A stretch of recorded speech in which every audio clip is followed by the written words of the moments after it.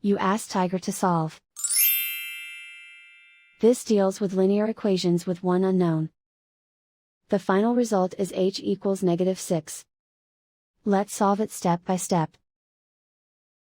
Group all h terms on the left side of the equation. Subtract 5h from both sides. Group like terms. Simplify the arithmetic. Group like terms. Simplify the arithmetic. Group all constants on the right side of the equation.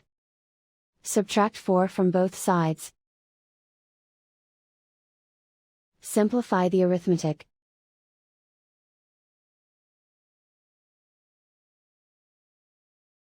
And so the final result is h equals -6.